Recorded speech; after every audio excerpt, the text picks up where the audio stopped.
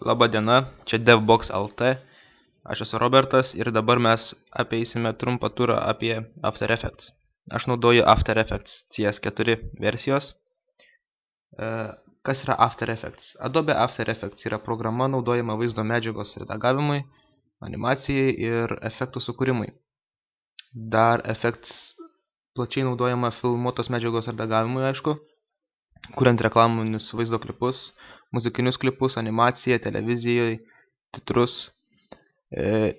Galima importuoti 3D iš įvairiausių 3D programų, importuoti 3D ir pritaikyti su motion tracking, tai vadinasi atskaitos sistemos. Tarkim, mūsų video kompozicija labai juda ir mes galime sudėti atskaitos sistemas ir tarkim, į mūsų kompoziciją įdėti 3D transformerį ar dar ką nors, kad jis atrodo labai tikroviškai, pritaikyti visas šviesas, efektus ir taip toliau.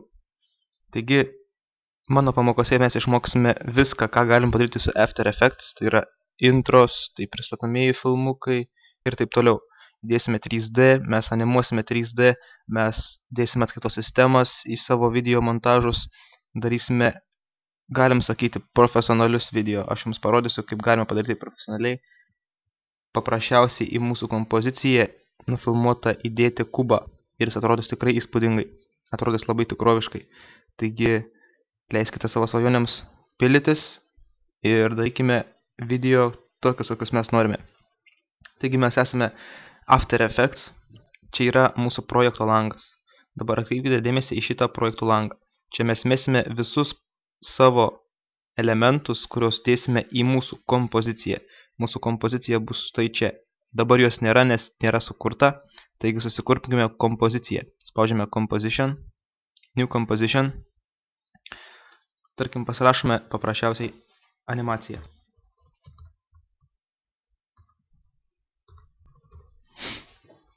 Mūsų kompozicija bus... Aš esu nusistatęs savo geriausią HD kokybę 1700/900, bet jūs galite pasirinkti, kurią tik norite, HDTV ar HD Pro. Dabar kadrai per sekundę. Geriausias variantas yra 25 kadrai per sekundę, tada mūsų akis fiksuoja kiekvieną kadrą ir mums vaizdas nei striginės, nei bus greitesnis, negu mūsų akis gali fiksuoti. Dabar nusistatome laiką 10 sekundžių, nes mums to užteks. Spaudžiame OK ir mes gavome mūsų kompoziciją. Štai čia yra mūsų kompozicija. Ji dabar yra tuščia, nes mūsų animacijos panelyje, besukiojant šitą amplitudę, mes nematome jokio rezultato. Čia yra mūsų elementai, kurie bus naudojami mūsų kompozicijoje. Čia nenaudojami, bet mes jį turime krepšelyje. O čia bus naudojami, kurie yra pačioje kompozicijoje. Taigi, tarkim, sukurkime tekstą. Ir iškart pamatysime, kad atsirado mūsų visas tekstas štai šioje panelyje. Animacijos panelyje. Sukurime tekstą, spaudžiame T raidę, čia bus tekstas. Pasirenkame. Jeigu jūs nematote šios panelės, spaudžiame Window, Workspace ir Standard. Ir šioje panelėje ties Character pasirenkame spalvą kokią nors gražiai žalę. Pasirenkame tekstą, kur norime jį užpiešti. Atsiprašau.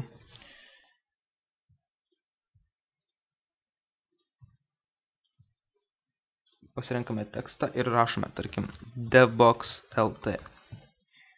Aišku, galime, kaip ir visose programuose, pasikeisti fontą savo mylimesnį. Štai, čia mūsų kompozicija. Mūsų kompozicijoje yra elementas tekstas DevBox LT. Ir visi jo parametrai. Čia bus jo panelė. Čia yra pats tekstas. Kaip matome, jis tęsiasi visas 10 sekundžių. Štai, visas 10 sekundžių. Mes galime pamatyti visą tekstą suspaudę jį. Štai, mūsų visas tekstas eina 10 sekundžių.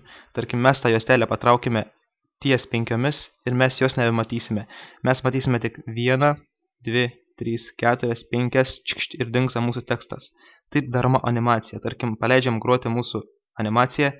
1, 2, 3, 4, 5, dingsta tekstas. Tiesiog tokiu būdu animuojamas tekstas arba jo atsiradimas ir dingimas, arba galime paprasčiausiai keisti jo poziciją.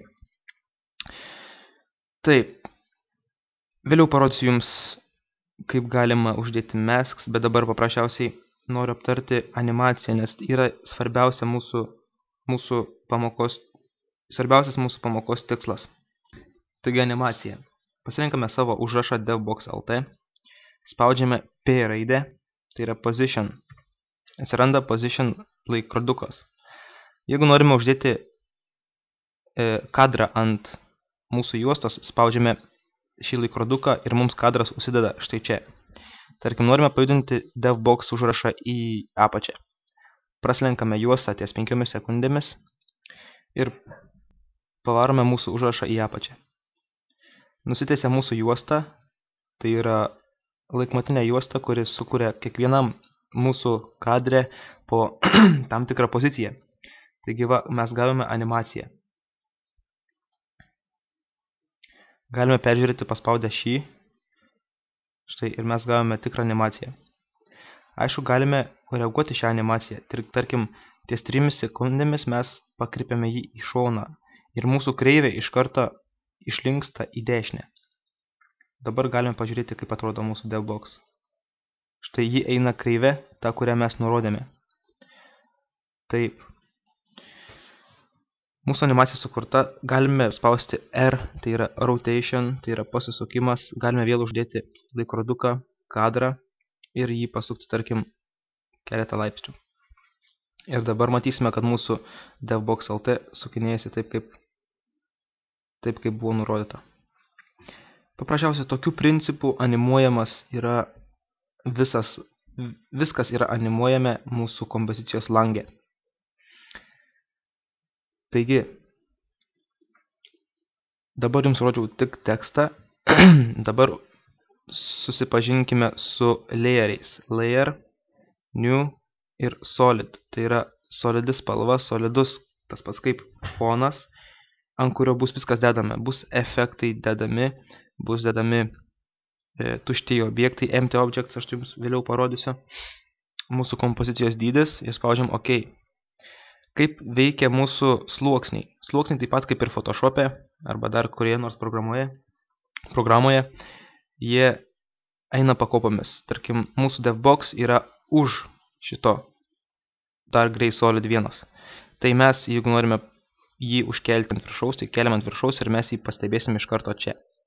Na, štai mes gavome tam tikrą foną. Čia, aišku, mes piešti negalėsime. Na, piešti galėsime, bet ši programa tikrai piešimui neskirta. Į paprasčiausiai daroma iš įvairių elementų ir dalelių. Pasirenkam, tarkim, parodysiu, kaip padaryti efektą. Pasirenkam Dark Gray Solid savo, spaudžiam Effect ir mums atsidaro įvairiausias langas efektų. Tarkim, mes norime padaryti gražų foną, spaudžiam Generate ir sugeneruojam mes Ramp. Tai yra šis gradientas, kaip ir fonas, ir jį galim, aišku, irgi animuoti. Atsidariusioje Effects lango panelyje, tarkim, uždedam ant laikroduko mūsų freimo štai čia ir prasukome juostą ir pakeičiam to lango poziciją, to būtent efekto poziciją ir pažiūrim, kas gaunasi. Mūsų devbox juda ir mūsų langas, tas būtent efekto start of ramp irgi taip pat juda. Taigi viską, kas bus pridėta ant, tarkim, kokio nors objekto, viskas gali būti animuojama. Štai spalva gali būti animuojama. Viskas gali būti animuojama. Taip, tarkim, galime tekstą savo padaryti ryškiai švytinti, stylize, glow, štai mūsų tekstas švytintis. Ir paprasčiausiai tokiu būdu mes galime manipuliuoti objektais ir animuoti. Mes kiekvieno efekto neaptarsim, nes čia yra begalė. Jūs patys pasibandysit, kas ką reiškia. ir tikrai sulauksit įdomių dalykų. Sėkmės!